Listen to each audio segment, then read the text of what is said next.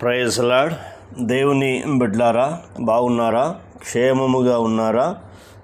దేవుడు మిమ్మలను మీ కుటుంబాన్ని దీవించి ఆశీర్వదించునుగాక. ఆమేన్. నిర్గమ కాండము 23వ అధ్యాయము 25వ వచనాన్ని చదువుకొని దేవుడిచ్చే వాగ్దానములో ఉన్న ఆశీర్వాదాన్ని పొందుకుందాం. జాగ్రత్తగా వినాలని కోరుతున్నాను.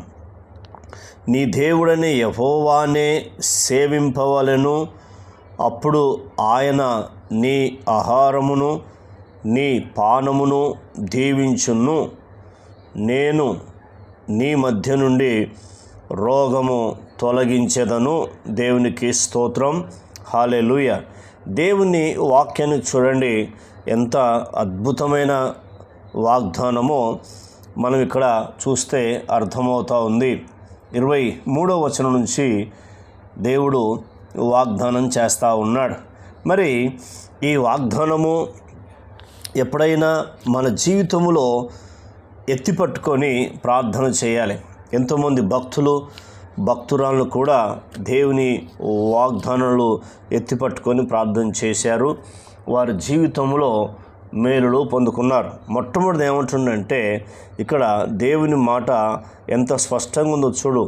నీ దేవుడని యెహోవానే సేవింపవలెను. ఎందుకు దేవుడని యెహోవానే సేవించాలంటే ఆయన సృష్టికర్త అయిన దేవుడు, ఆయన పరిశుద్ధుడు, ఆయన సైన్యములకు అధిపతైన యెహోవా, అన్ని సైన్యములకు అధిపతైన దేవుని కాబట్టి ఆయన నీవు స్తుతించాలి, ఆరాధించాలి, మహిమపరచాలి, కృతజ్ఞతలు చెల్లించాలి. ఎందుకో తెలుసా?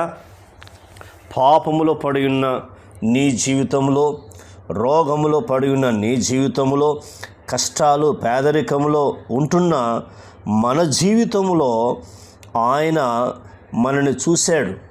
ఆయన కందృష్టి మనపై ఉన్నది, ఆయన కృప మనపై ఉంది కాబట్టి ఆయన కుమారుడైన యేసు క్రీస్తు ప్రభును ఈ లోకానికి పంపించాడు. ఆయన ఈ లోకములో నీ కొరకు నా కొరకు ఎన్నో శ్రమలు, ఎన్నో బాధలు, ఎన్నో నిందలు, ఎన్నో కష్టాలు భరించాడు. భరించి నీ కొరకు నా కొరకు కలువరి సిలువలో తన రక్తాన్ని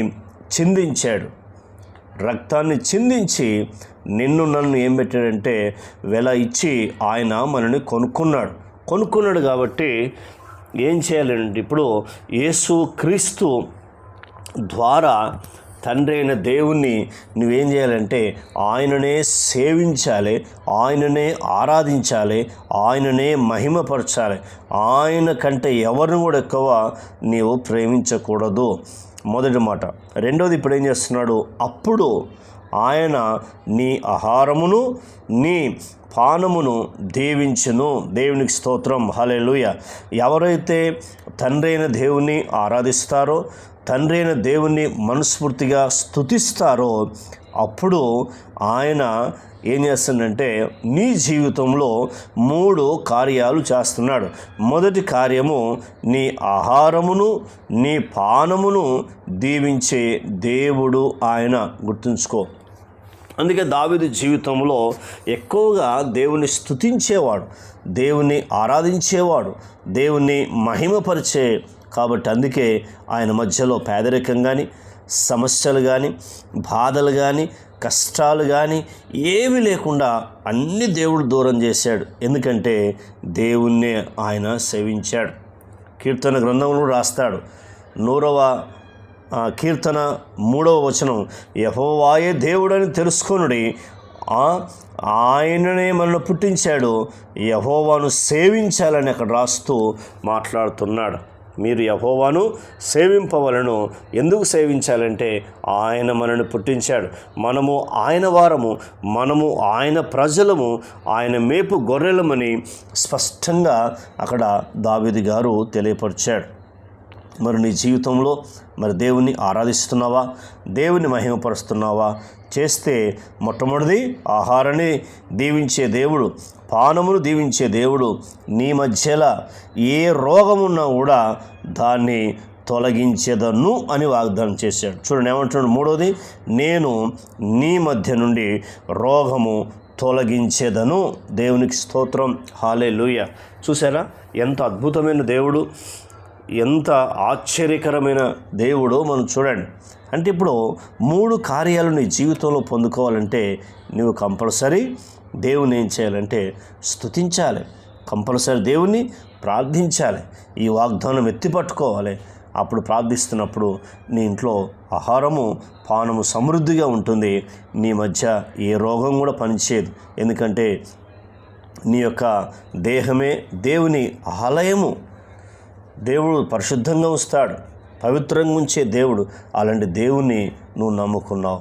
మరి దేవుని బిడ్డలారా, నీ ఇంట్లో ఆహారము సరిగా లేదా, పానము సరిగా లేదా, అలాగే ఏదో వ్యాధితో బాధపడుతున్నావా, దేవుణ్ణి సేవించు, దేవుణ్ణి స్తుతించు. ఇప్పుడే నీ జీవితంలో అద్భుతం జరుగుతుంది. ఇప్పుడే దేవుడు నిన్ను ఆశీర్విస్తాడు, నీ మధ్యలో ఉన్న రోగాన్ని తొలగించే దేవుడు. ప్రార్థన. పరమ తండ్రి, నీకు వందనాలు. విన్న మాటలు బట్టి మిమ్మల్ని స్తుతిస్తున్నాం అయ్యా. మిమ్మల్ని సేవించమని నీవు మాతో మాట్లాడిన దేవుడు, నీకు స్తోత్రాలు అయ్యా. మీకు వందనాలు చెల్లిస్తున్నాం. మిమ్మల్ని సేవిస్తున్నాం తండ్రి, నీకు వందనాలు అయ్యా. నువ్వు దీవిస్తున్నానని చెప్పావు తండ్రి, నీకు వందనాలు. నీ మధ్య ఉన్న రోగాన్ని తొలగిస్తానని వాగ్దానం చేసిన దేవుడు, నీకు వందనాలు. ఈ వాగ్దానము ఎత్తిపట్టుకుంటున్నాం తండ్రి, నీకు వందనాలు అయ్యా. మీకు స్తోత్రాలు. విన్న మాటలు దుష్టులు ఎత్తుకుపోకుండా సహాయం చేయండి. ఈ మాటలు ప్రభా మా జీవితంలో మీరు ఆశీర్వదించండి అయ్యా. మా జీవితంలో ఆశీర్వదించండి. మా మధ్యలో ఉన్న రోగాన్ని తొలగించండి, పేదరికాన్ని తొలగించి మీ ఆశీర్వాదం సమృద్ధిగా అనుగ్రహించుమని మా ప్రార్థన విన్నందుకు మీ కృతజ్ఞతలు చెల్లిస్తూ యేసుక్రీస్తు నామంలో అడిగినవన్నీ పొందుకున్నాం తండ్రి. ఆమెన్. దేవుడు మనందరిని దీవించునుగాక. ఆమెన్.